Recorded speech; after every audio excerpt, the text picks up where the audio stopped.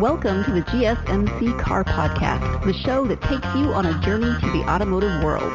We talk about the latest news, from new makes and models to new technology to all of the must-have options available. Whether you're a fan of the old classics, love the latest models and technology, or have never met a vehicle you didn't want to work on, the GSMC Car Podcast has something for every car enthusiast.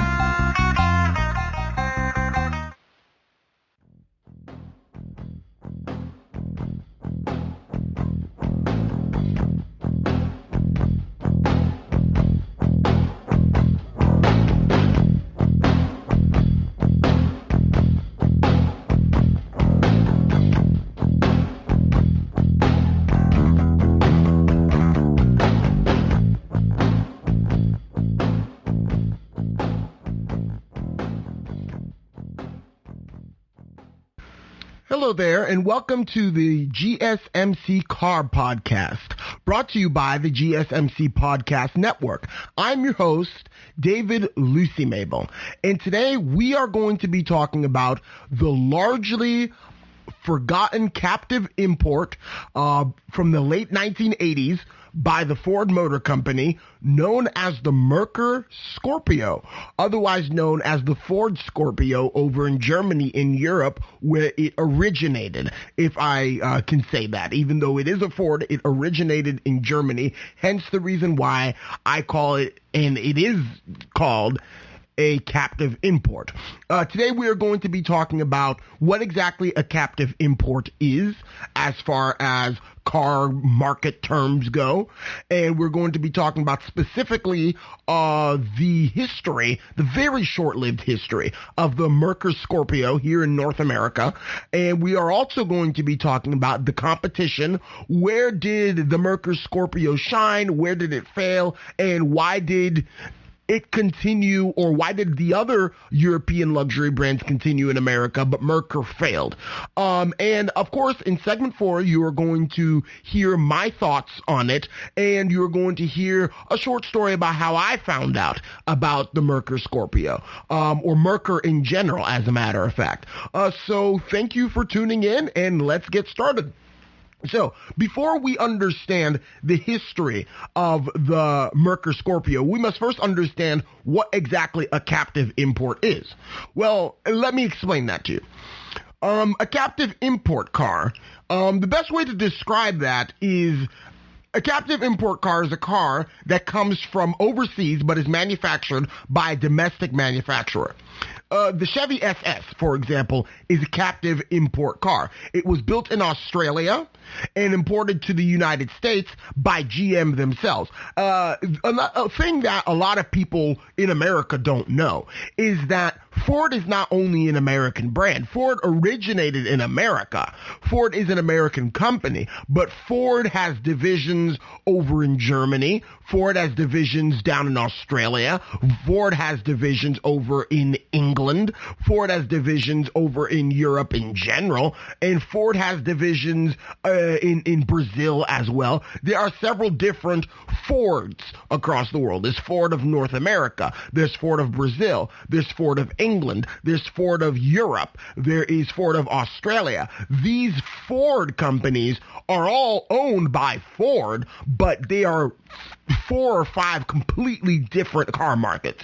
And the same thing goes for General Motors. General Motors is an American company, but there are several different marks over in other parts of the world. Now, General Motors does this slightly different than Ford. Ford badges their cars as Ford overseas. You can go to England and buy yourself a brand new Ford that was never offered in the United States. That's possible. Same thing in Germany, same thing down in Australia and other things of that sort. However, GM chooses to do this by offering different marks. As we all know, the GM marks that are still alive and well today in the United States are Cadillac, Buick, Chevy, and GMC. Well, over in Europe, you have, You have Opel.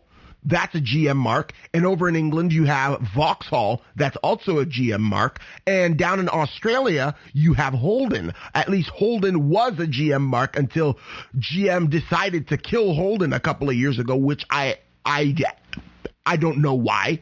I really don't know why. I think it's a huge mistake on their part, but whatever. I'm not part of GM. So all of these cars exist overseas as well.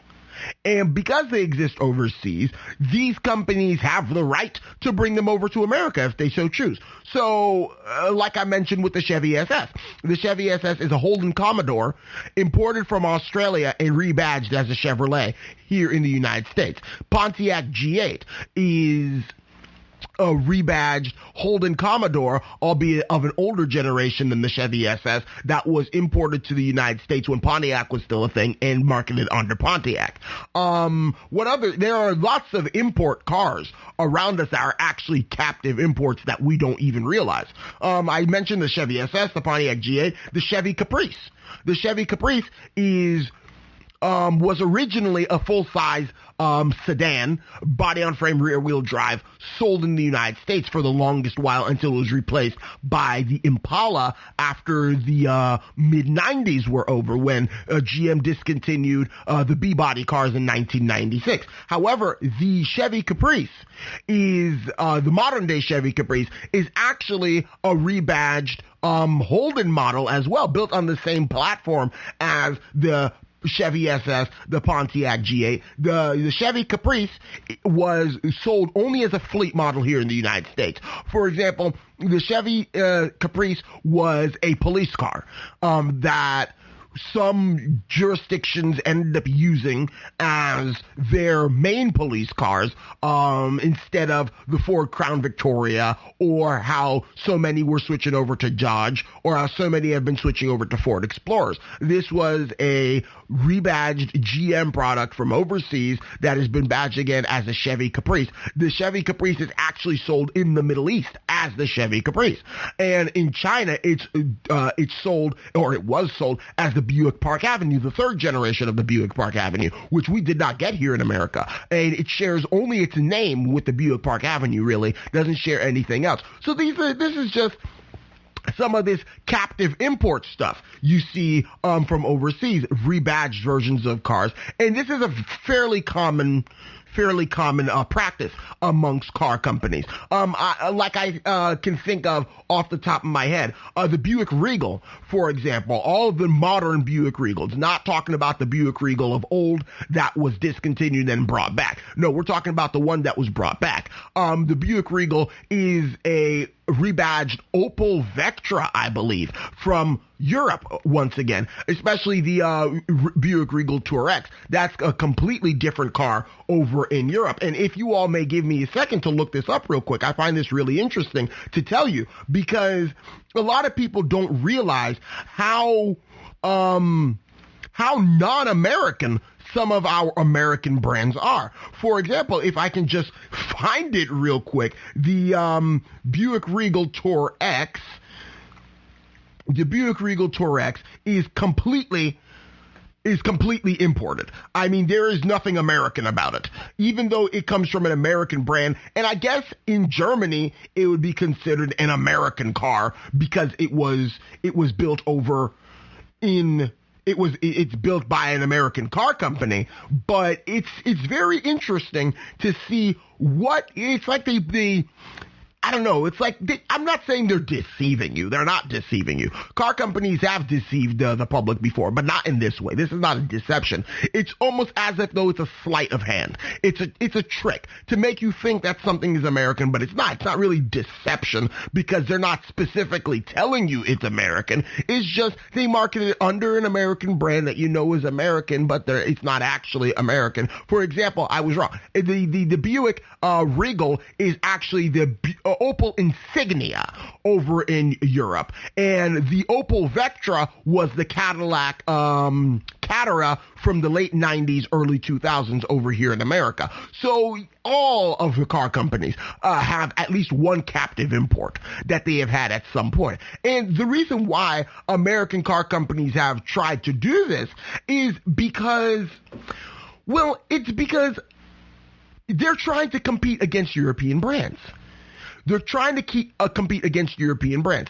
And the car companies here in America obviously go overseas like I just explained to you, and they compete against German cars over in Europe. They compete against other cars down in Australia, mostly Japanese cars they compete with down in Australia. So they're trying to do this to bring over some models that they have overseas to compete against German cars here in America. And that's exactly what Ford did with the Merkur Scorpio back in the late 1980s that you will find out about in the next segment. What they basically did is that they wanted to take a slice out of the German luxury pie, so to speak, in the American car market. Because with the advent of importation of cars and whatnot, as that became more common back in the 1970s, especially after the fuel crisis hit, American luxury cars were once the standard of the world. And not only Cadillac. I mean, Cadillac was perhaps the most desirable, but Lincoln was looked over as, wow, oh my gosh, it's a Lincoln, it's American, it's chic, it's this, it's that. Chrysler was the same way. Oh, it's American, it's chic, it's fancy, it's, oh my gosh, you can't get this anywhere else. Well, then the fuel crisis hits. American car companies, especially American luxury cars, are gas guzzlers.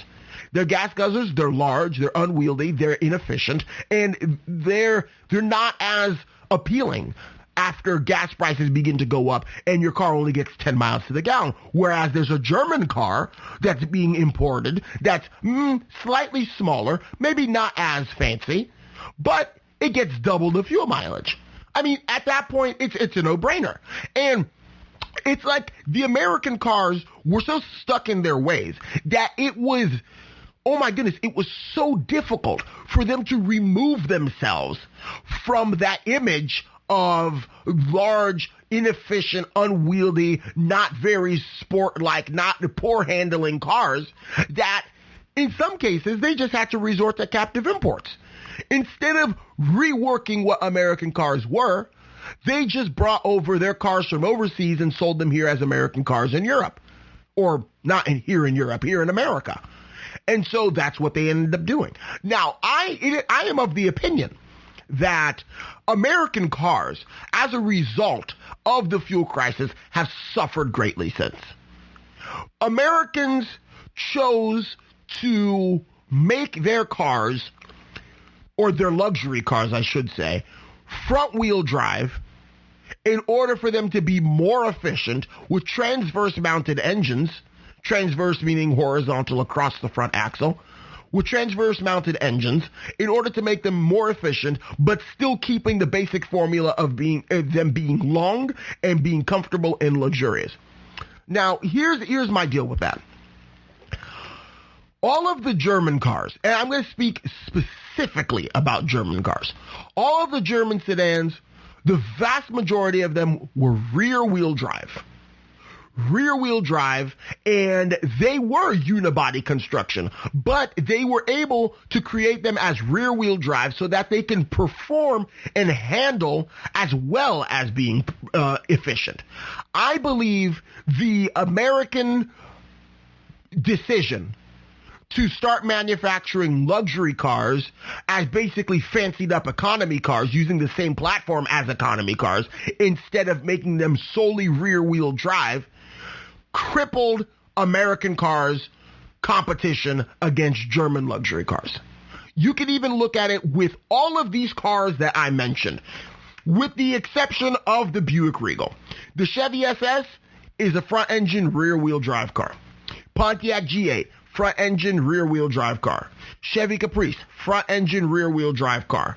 The Merkur Scorpio, front-engine rear-wheel drive car. This was during the time that Ford had brought out the Taurus to sort of compete against the import cars, at least the import cars in Germany, and not from in Germany, from Japan at the time, which Japanese cars that were offered in North America, seeing as they are not offered that way in Japan, the Japanese made the very smart executive decision to create special North American models that were front-engine, front-wheel drive in order to compete against American car models that were the same way.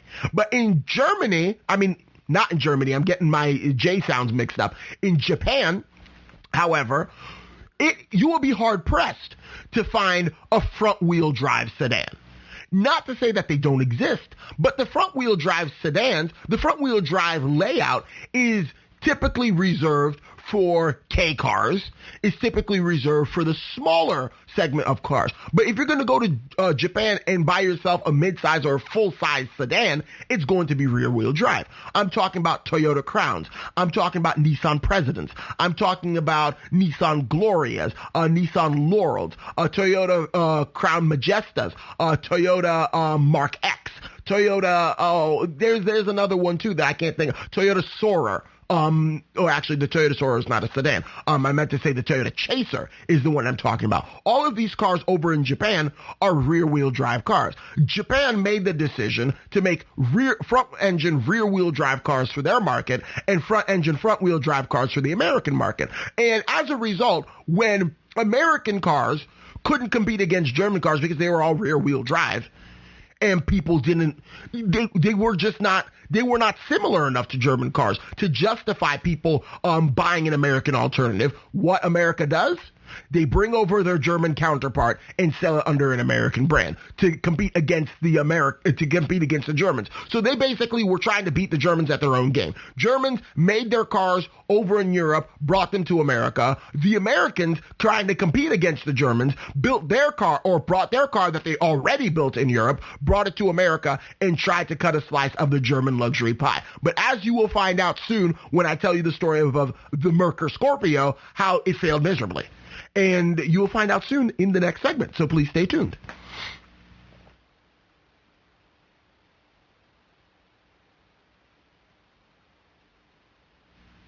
Are you a business owner? Someone interested in the latest news that might affect your business? Then check out the GSMC Business News Podcast, a show dedicated to keeping you up to date on all things concerning business, technology, and the stock market. Get a head start on the day as we keep you updated on the latest goings-on Wall Street, money, jobs, and technology. The GSMC Business News Podcast has you covered.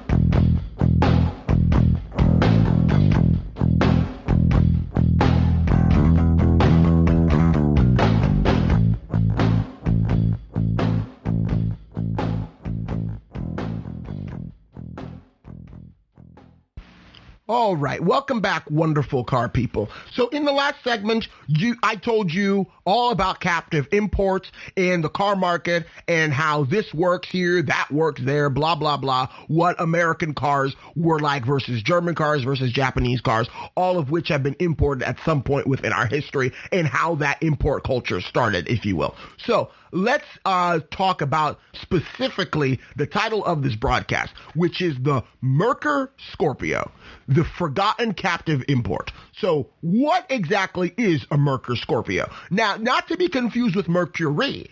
Mercury was a completely different automobile brand, also manufactured by Ford, but it was only for the North American market. You will be hard-pressed to find a Mercury overseas because they did not offer them there. If anybody has a Mercury overseas, and by overseas I mean outside of the North American continent, it's because they imported it over there. It's not because it was made for that market. So let me get started.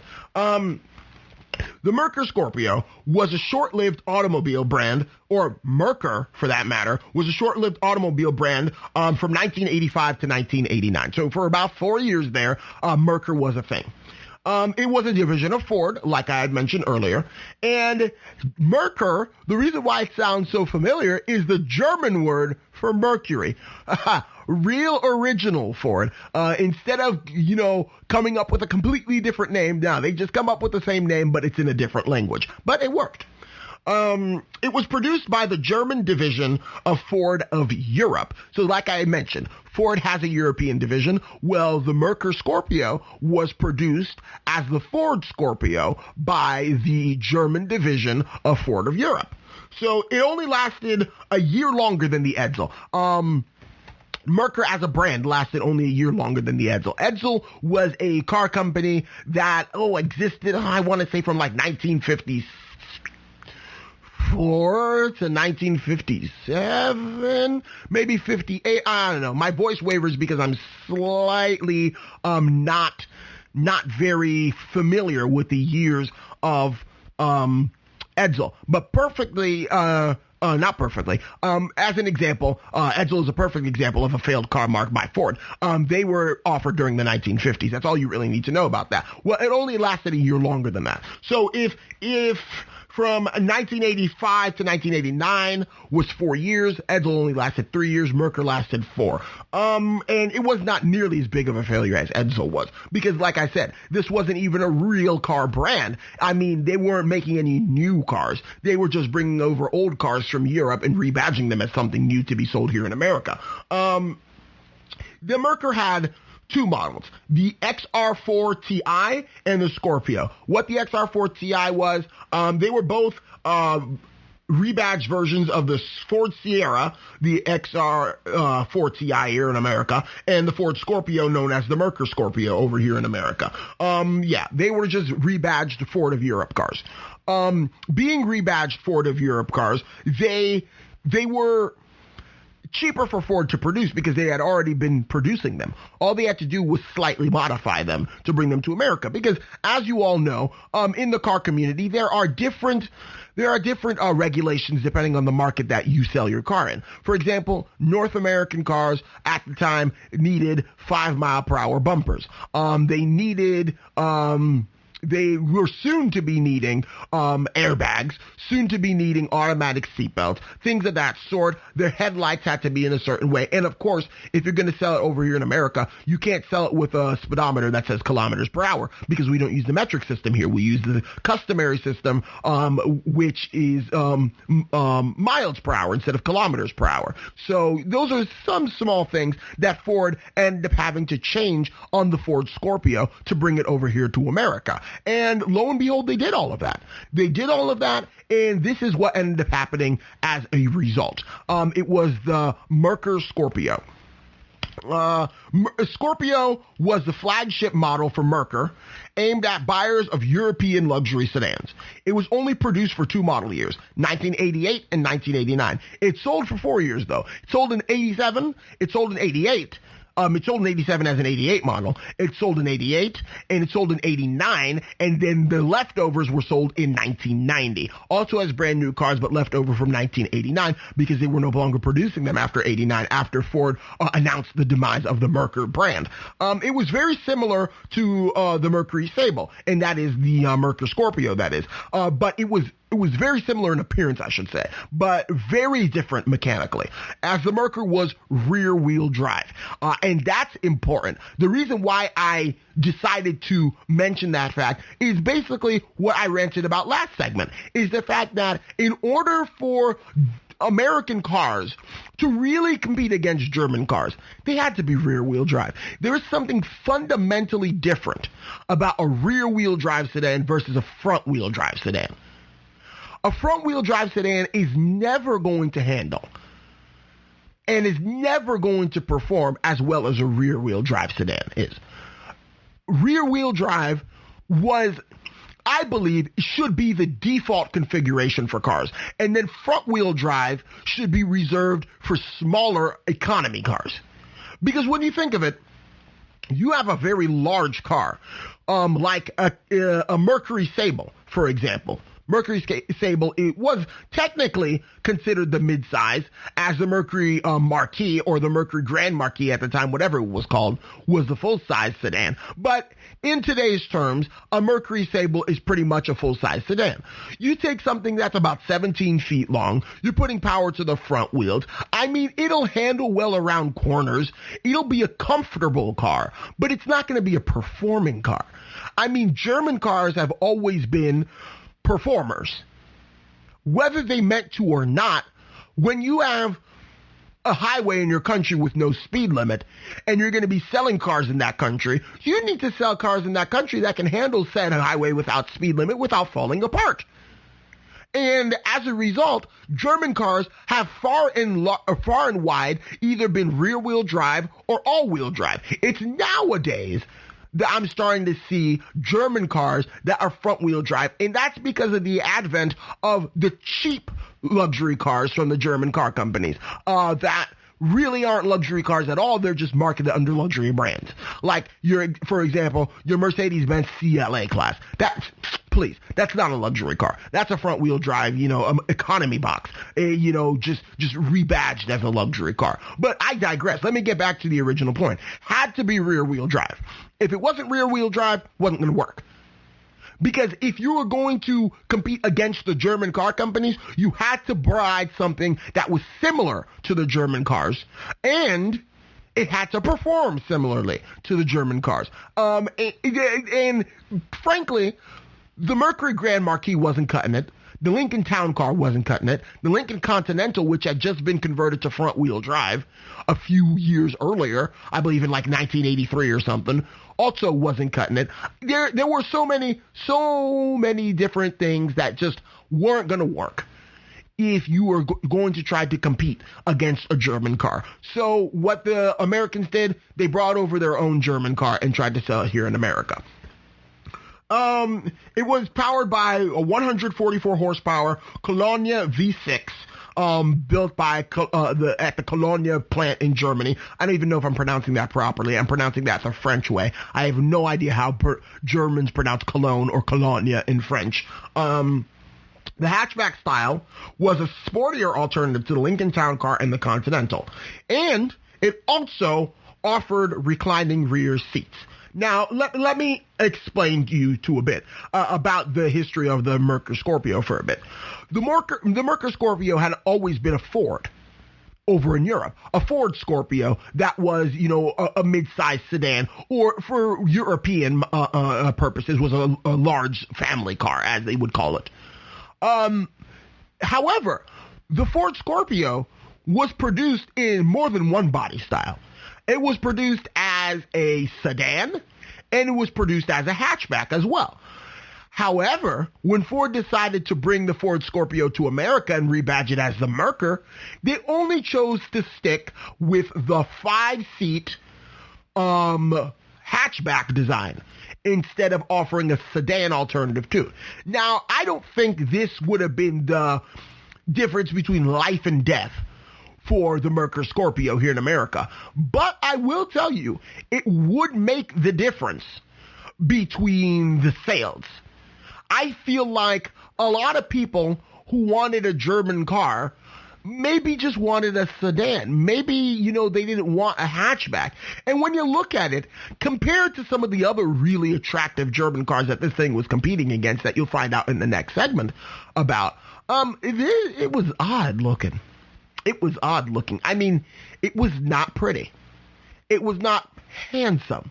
It looked too much, frankly, like the Ford Taurus and the Mercury Sable. That's what its problem was. It looked too much like those cars. And I hate to break it to any fans out there. First generation Mercury Sable and first generation Ford Taurus were not pretty. In fact, most Ford Tauruses aren't pretty, and most Mercury Sables aren't pretty. I can think of the first generation was ugly.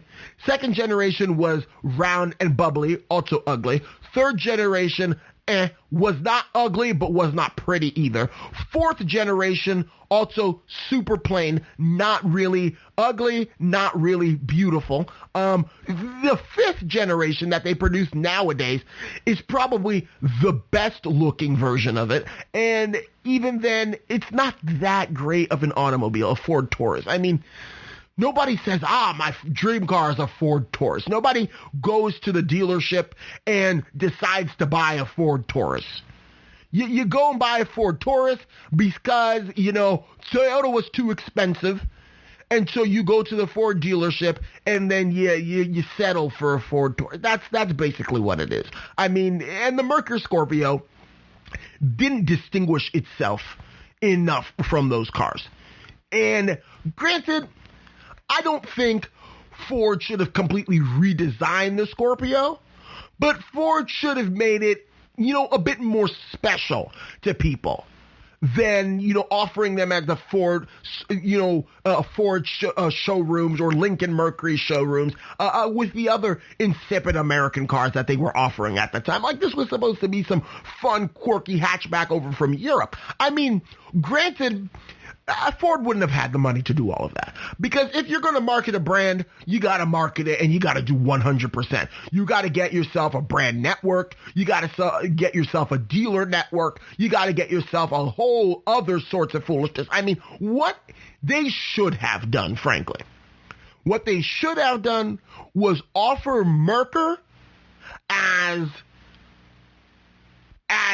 its own brand, not just a rebadged version of, they should have offered Merkur as its own brand and marketed it as its own brand, because it was offered as its own brand, but it wasn't marketed as its own brand. It was marketed under Lincoln Mercury division. What they should have done, they should have had a separate dealership network for Merkur, even if they were just small, and they should not have offered them on the same showroom as Lincoln Mercury. Frankly, they should have removed themselves far from Lincoln and Mercury and made themselves seem completely different, so to the point where the layman would not have known that this was a Ford product. Because I believe, and I don't know if there's any historical bearing on this, I believe that if they had done that and offered it as solely in a brand that was separate from, Ford, Lincoln, and Mercury that was already, in the American market, if they had offered it as solely a luxury sport brand from Europe that just happened to sound similar to Mercury, but actually wasn't Mercury, I feel like it would have been a lot more appealing. But like I said, that would have cost Ford too much money. Money that they were already losing against the Germans. Now they would have had to lose more money to take such a risk to bring a German car over that they were already producing over in Europe.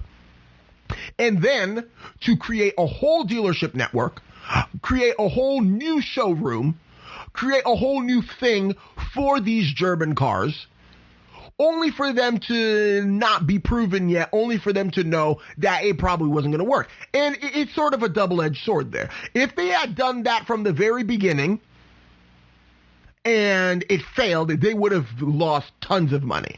But because they didn't do that from the very beginning, I believe that's the reason why they did fail. Because I guess what Ford was trying to do was they were trying to offer it as a German car over in America and testing the waters the first couple of years by, not going fully in, going half in, by not marketing them as, under their own dealerships, but just putting them in Lincoln Mercury showrooms in a hope that people would be, attracted to them and buy them, instead of, going, all out in the first couple of years. Then if they had sold properly, then they would have gone all out, which, frankly, that's smart. It's smarter to do that. But in retrospect, maybe they should have offered it under its own dealership.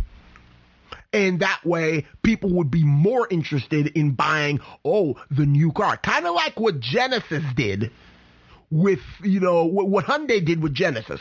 Hyundai, you don't buy Genesis at a Hyundai dealership. You go to a specific Genesis dealership and you buy a Genesis. Even though it might be on the same lot as Hyundai, it is in a different building under its own brand. It's not on the same showroom floor as a Hyundai. That's what they should have done with Merkur.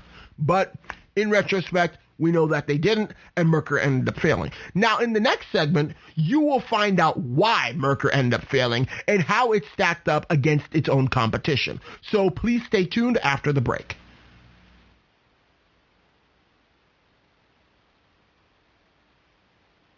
Tired of searching the vast jungle of podcasts? Now listen close and hear this out.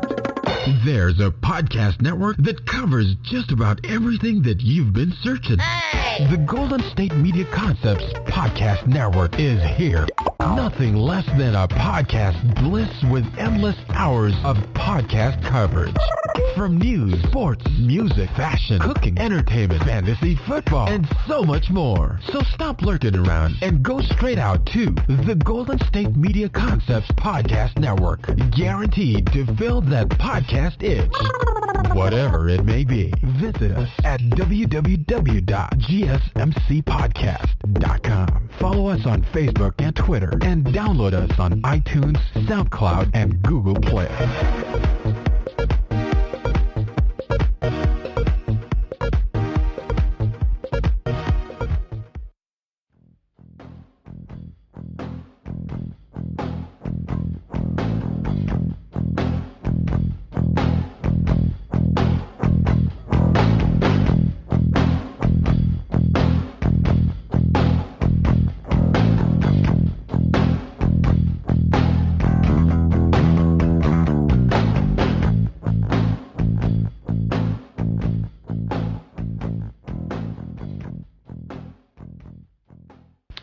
Okay, welcome back, car people. So in the last segment, we discussed basically what the Merkur Scorpio was and its short story here in America. Now we're going to be talking about the Merkur Scorpio and how it stacked up against its competition.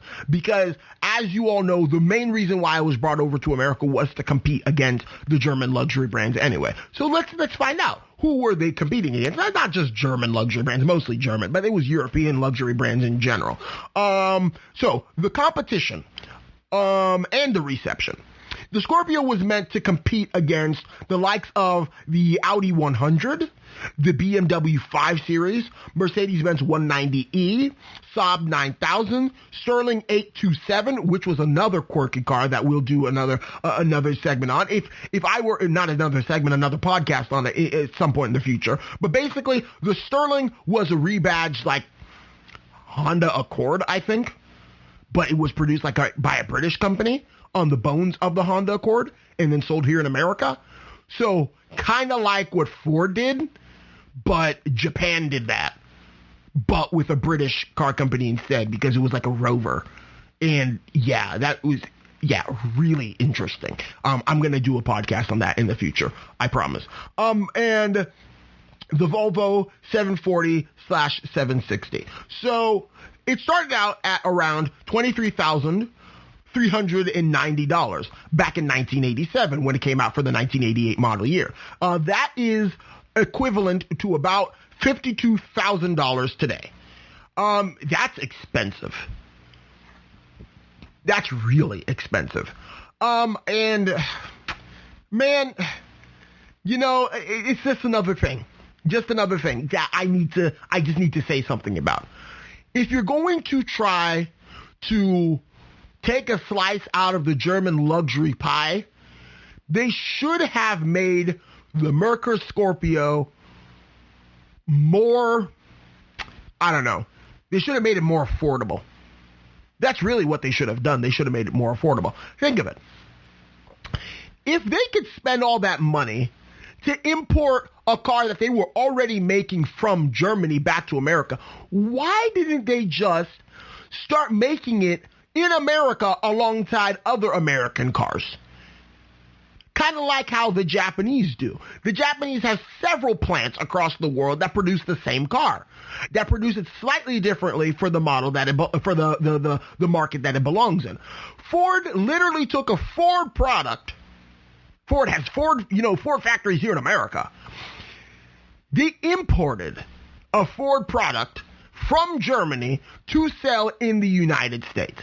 What they should have done, they should have taken the plans of said Ford product, the blueprints, and then manufactured them in America. So that way, it was a German car, but it was built in America. It was an American car of German heritage. That's what they should have done.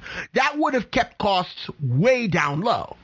But then again, that also would have been a large investment from the beginning to create factories, or at least to retool current factories to produce the Merkur Scorpio. And that's not something that Ford was willing to do.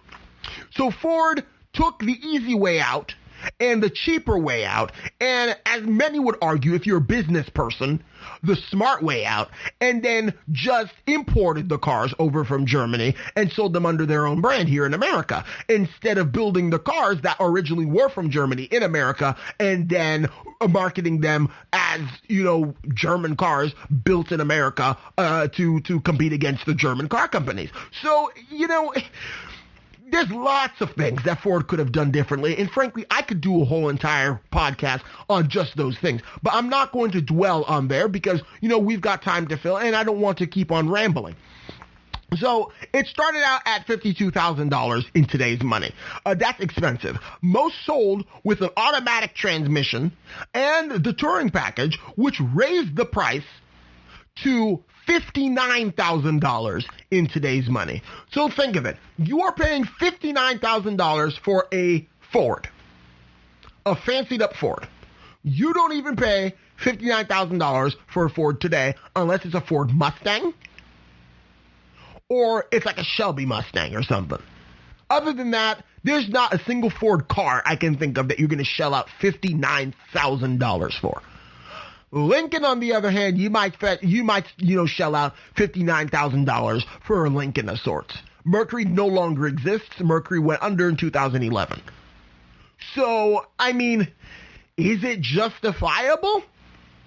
I don't know. And in my head, I don't think so, because it wasn't that great. Not to say that the Merkur Scorpio itself wasn't that great, but the way they marketed it wasn't that great. The Merkur Scorpio itself was probably a fine automobile, but it's the way they marketed it. I'm not going to pay $59,000 for a car that's on the same showroom as a Mercury Sable, which to the untrained eye basically looked like the same car. I'm not going to do that. I would go with the Mercury Sable. It's like you put the Merkur Scorpio next to a Lincoln Town Car, which was cheaper. Get this, the flagship Ford luxury sedan over in America, it was cheaper. The Lincoln Town Car was cheaper than the Merkur Scorpio because, get this, the Lincoln Town Car was built here in North America. And it was marketed to North Americans that it already had a long legacy. So it was already, a very well-selling model with a good history. And not only that, it was built here in America, so it was cheaper to manufacture, therefore it had a cheaper price. So you're getting basically less bang for your buck if you went with the Merkur Scorpio. Because if we're calculating rear-wheel drive and power and whatnot, Lincoln Town Cars made similar power, if not more power, because they always had a V8. They also drove the rear wheels, and they were much larger. Granted, they weren't performance cars.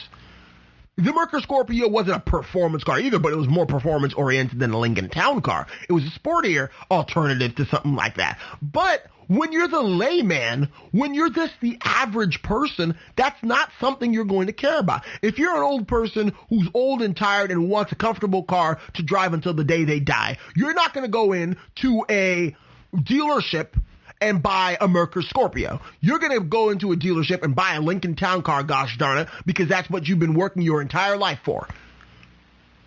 So, the Merkur Scorpio should have been marketed towards a younger crowd, should have been more affordable, and should not have been on the same showroom as those American lead weights.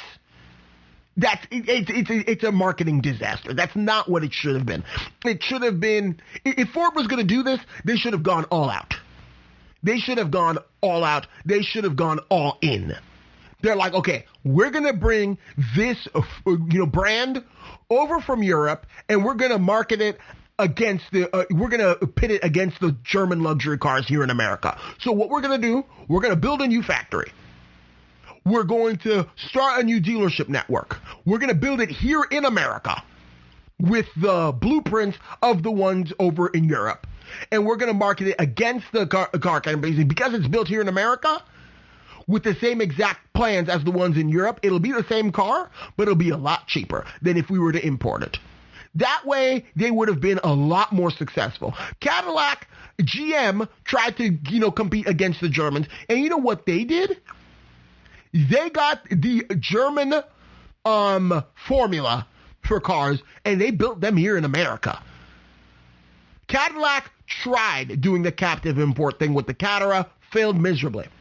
The Cadillac STS, or the Cadillac Seville as it was known back then, was always the one to compete against German cars. And what they did, they made it as German as possible, but here in America. And they really drove it home when the Seville was discontinued in 2005, and then the STS was introduced in 2006 as a front-engine, rear-wheel drive, sporty luxury sedan. And that's when they really got the formula down right. But the Cadillac STS was not built in Germany and imported to the United States. It was built in the United States, pitted against German rivals. That's how they were able to keep costs down, and that's how they were able to sell so many of them. Ford should have done the same thing. You should have gone all out, and you should have produced them yourself here in North America in order to produce a more loyal market, a more interesting market position than the one that they produced by just offering them next to Lincolns. Ford announced the end of the Scorpio in 1989. The poor/unstable exchange rates with the German mark, again, one of the other mistakes that Ford made. If Ford had just produced them here in America with the blueprints of the German, they would not have had to worry about exchange rates of foreign currency. Because at the time, now this is how I'll tell you how long ago 1989 was. It was still East versus West Germany. The Berlin Wall was still up. I mean, it was a different world. The German mark was the currency of West Germany. And there were poor exchange rates because at this time, Germany is under strife. The Berlin Wall is about to come down in 1989, and this was 1987. So I should have said this was 87. This was 87 that they started producing the Merkur Scorpio. And, in 1989, the wall was about to come down. Germany would have been forever changed as that marked the official end, or at least the beginning of the end of the Cold War. So exchange rates were terrible. That it suffered from that. And not only that, it proved too expensive to install the new safety tech that was required by the North American regulations in cars. Again, if they had just produced it here in North America, it would have been a lot easier for them to retool the factories to make it, simpler. They could have offered, or to make it safer, they could have offered like a facelifted version of the Merkur Scorpio. Facelifted version of the Merkur Scorpio would have been perfect. It would have been perfect. It had the airbags, it had the automatic seatbelts, and it was produced here in America, but it was pitted against the German cars. However, that's not something they thought through. Other European brands were more established and could combat these challenges. Another attempt at an American car company at combining German, or let me re-say that. Another attempt of an American car company at combating German luxury rivals. Tried to beat the Germans at their own game. That's what my notes read. And that's exactly what they tried to do. The Mercedes-Benz E-Class, or at least as it was known as the 190E, continued onward. The Audis continued onward. The only one I can think of on that list that ended up failing too was the Sterling, what was it? The Sterling 827. But that is another very similar story to the Merkur Scorpio. Basically it was a rebadge like Acura Legend, but it was a Rover built on the bones of the Acura Legend, sold in America as a Sterling. That's what it was, if I remember correctly. And that was like another captive import, but it was a Japanese and British car company that, combined in, it was weird. But nonetheless, that's exactly what happened to the Merkur Scorpio. The market, wrong place, wrong time, wrong method. Not wrong car. Just wrong place, wrong time, wrong method. So please stay tuned for the next segment of the podcast in which I'm going to tell you about my personal thoughts and how I found out that Merkur was even a thing. So please stay tuned.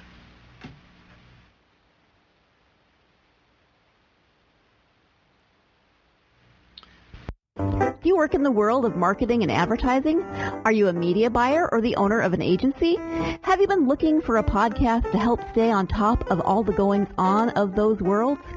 The GSMC Marketing News Podcast is dedicated to keeping you up to date on all things concerning marketing and advertising.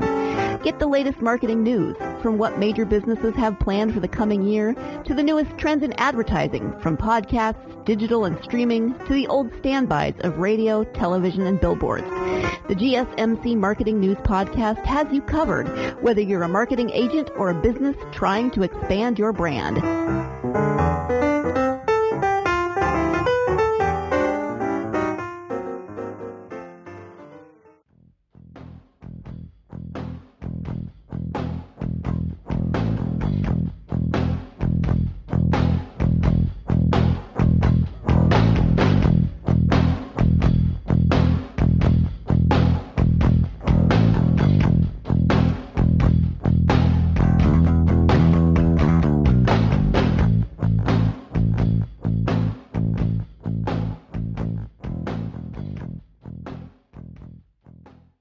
All right, welcome back, car people.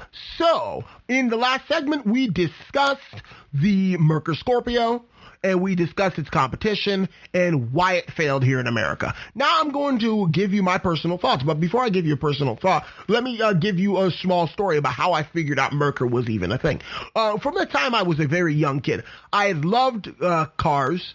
I loved looking on classic car websites, like pictures from famous auto shows, like the Pebble Beach Concours d'Elegance, all those other, cars that they had, the classic cars especially, and, looking up and basically absorbing all of this information as a young child. I will have you know that these podcasts are only really outlined. They're not really fully scripted. Most of the outline comes from my own knowledge that I've amassed over the years. And if I don't know something, then I do research and then I back it up with what I already know about car culture. So, needless to say, I know a lot about cars. However, I did not know Merkur was even a thing. Granted, I did know that some of those Merkur models were Ford models, but I didn't know Merkur was a thing. This is how I ended up finding out Merkur was a thing. Back in, probably September, my girlfriend and I went up to the Sarasota Classic Car Museum. And when we went there, this was a date of ours. When we went inside of there, we were looking around the cars. They had about 30 cars. Nothing too great, but their collection was nice nonetheless. We're turning the corner, and I see this Ford Sierra Cosworth. And I was like, whoa, how did they get that thing to America? What is it? Why does it look like that? Blah, blah, blah. What's the story behind this car? And then I look closer, and I was like, what? What's that? Merkur XT4i or XR4TI, whatever it was. I was like, what's that? What's Merkur? I was like, that's a Ford Sierra Cosworth. What do you mean by Merkur? It is when I was reading the little plaque, it was actually an American spec car built over in Europe by Ford of Europe, known as the Sierra over in Europe, but not marketed as the Sierra over in the United States because GMC already had the Sierra name, and then Oldsmobile had the Sierra name, albeit a different spelling. So they had to, come up with some alphanumeric name for it, but that was basically a Ford Sierra Cosworth. And the reason why I found out about the Ford Sierra Cosworth is because it was literally one of my favorite cars to drive in Forza Motorsport 4. And I was like, holy smokes, I need to do more research about what on earth is a Merkur. I'm thinking that it was a Mercer. A Mercer is a completely different, completely unrelated car that was manufactured from 1909 to 1925 in America. And they were known for their sporty automobiles. But Merkur and Mercer were two completely different things. So I kind of forget about the Merkur for a while. I got distracted by some of the Italian cars and some of the other cars. And there was this gorgeous Chrysler 300 series from like the 1950s that I fell in love with. It was black on like beige leather, white leather interior. And it was gorgeous. But moving on. So here I'm captivated by this Merkur thing, but I get distracted. So I kind of forget about it. And then lo and behold, as I'm continuing to do podcasts and whatnot, and as I'm continuing to look on my Facebook groups with cars. I'm part of like 4 different Facebook groups with cars. And as I continue to follow Doug DeMuro, Tyler Hoover, Tavares, all of those wonderful car YouTubers that I watch all the time, I ended up looking on Cars and Bids, because that's Doug DeMuro's auction website for enthusiast cars from the 1980s to, the modern age. And then I see a Merkur Scorpio. And I ended up finding this out through one of the car groups that was like underappreciated survivors and whatnot. They're like, hey, take a look at this. So I look at this, and this thing's absolutely beautiful. Like, granted, the design wasn't that beautiful, but the condition. This thing, the leather looked like it had never been satin. I think it had like 40,000 miles. It's currently for, auction on Cars and Bids at the time of this podcast. And like, it was crazy. And it's when I was looking at the caption underneath the photo, or at least not the caption underneath the photo, the post that had the photo included in it.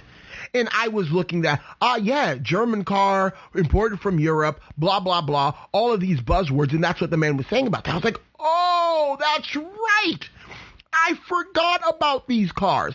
I forgot that I saw one, except I thought it was the same thing, and then I realized that Merkur actually made 2 different models. And I was like, whoa. I have to do my next podcast on this. Because if you all haven't realized, I tried to do a more general podcast, and then I tried to do a podcast on a specific car, and I tried to alternate them. Well, the last one was a more general podcast about electric cars. Now I have to do one on a specific car, and I chose the Merkur Scorpio because it was that interesting to me. So needless to say, I am a huge fan of this car. Despite the criticism that I gave Ford for the way they marketed it, I always maintained that it was not the wrong car. It was the wrong place, wrong time, and wrong method, but not the wrong car. And I think it was totally the right car. And I think Ford screwed up, and that's why I'm so upset with Ford, because honestly, I could have totally seen myself driving a Merkur Scorpio. Like, that thing is awesome. That's exactly what they needed to do to combat German cars. What I think they should have done, and I will readdress this because I think it's that important for emphasis, they should have taken the blueprints because they own them. They own Ford of Europe. They are Ford. They should have taken the blueprints from Ford of Germany and then brought them to America and produced them in American factories. That way, you would have had the same car, but for a much cheaper price. And because they were offering for a much cheaper price, then they could have offered different trim levels of it. So that, the top of the line could have been the hatchback version with the touring and the automatic transmission. That could have been the one that cost $59,000. And then the lower one could have cost like $35,000 or $40,000. They should have made it cheaper. They should have offered a base model and then offered a mid-range model and then offered a top-of-the-line model. And they should have offered different body styles too. They should have offered a fiddlesticks, a hatchback and a regular sedan. And I feel like that would have been the formula that Ford needed for Merkur to even still potentially be alive today. Because if you look at Ford, they are not competing against the Germans in any way, shape, or form. Only Cadillac is competing against the Germans, and the Cadillac is doing so well. I mean, not that badly, not that greatly either. They're doing all right. But Ford is not competing against Germans at all. And that just, they had a chance. They had a chance, but they gave up too quickly. What they should have done, if they were going to discontinue it so they can figure out how they were going to reinvigorate it, reintroduce it, that's what they should have done. But sadly enough, that's not what ended up happening. And I looked up if there were any Merkur Scorpios for sale. They only produced 22,000 of them in America, for America, from 1987 to 1989. Only produced 22,000 of them. And considering that 1987 was 33 years ago now, you're going to be very hard pressed to find one. I found one for sale, and that was the one currently listed for sale on Cars and Bids. And if you might give me, a little bit of time for me to look it up on Cars and Bids, for me to tell you what the bids are currently at right now. It's amazing. I tell you, it's absolutely amazing. This literally a Merkur Scorpio, so unbelievably rare. And there are so many different, cool cars on this site. I mean, I know I probably shouldn't be advertising. I'm not advertising. I just think it's my genuine opinion. You should check it out. Doug DeMuro is not paying me for this or anything. Right now, with 4 days left of the auction, it's $7,700, which frankly I think is going to skyrocket. I expect this, and it's being sold with no reserve. I expect this thing to break at least $15,000, maybe even $20,000. This thing is gold with a brown interior, and it has 19,300 original miles. It is literally amazing. I mean, it's the only one that I can find after looking several different car websites here in America. The only one I can find for sale that's the only one. And it's being auctioned off and no reserve. It is a weird car. It is quirky. It was a failure, but it's because it was a weird, quirky failure that makes me love it so much. Because I tend to love the underdogs of the car world. I can't speak for reliability. These cars aren't common enough for you to get reliability figures on them. They are not common enough for you to get a lot of things on them. But man, oh my goodness gracious, to get my hands on a Merkur Scorpio, now that I know these things exist, I think this is going to be one of my new obsessions. I ended up finding out how cool the Oldsmobile Aurora was. That is currently one of my obsessions in the car world right now. But the Merkur Scorpio might soon overtake that. And I just really want to find one, and I really just want to buy it. Just so I can say I have this cool little German car over from Europe that was, made by Ford and marketed by Ford into the United States, trying to, defeat the German luxury brands, or at least trying to take a slice out of their pie. But yeah, that's basically my thoughts on the Merkur Scorpio. I think it's a great car. I think it was gone too soon. I think Ford did it a disservice. And frankly, hopefully one day, Ford decides to try the captive import game again to compete against the Germans, and maybe this time they won't screw it up. So thank you so much for listening to the GSMC Car Podcast, brought to you by the GSMC Podcast Network. Please like us, subscribe on Facebook, Instagram, YouTube, all of those different platforms. Spreaker, one of them as well, and Apple Podcasts. Please like us, leave a review, share us with your friends, and stay tuned for next time. And thank you so much, and have a good night. You've been listening to the GSMC Car Podcast, part of the GSMC Podcast Network. You can find this show and others like it at gsmcpodcast.com. Download our podcasts on Apple Podcasts, Stitcher, SoundCloud, and Google Play. Just type GSMC into your favorite podcast app to find all of the shows from the GSMC Podcast Network. From movies to music, from sports to entertainment, from business news to weird news. Please subscribe to the podcast and follow us on Twitter and Facebook. Thank you, and we hope you've enjoyed today's episode.